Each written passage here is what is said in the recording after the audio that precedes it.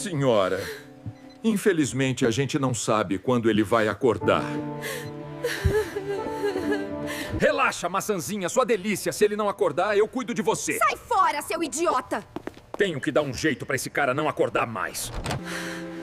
Mozão, eu vou no banheiro e já volto.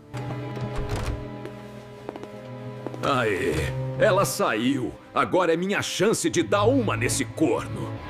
Agora você tá sozinho, Homem Coco. E chegou a minha vez de acabar com tudo.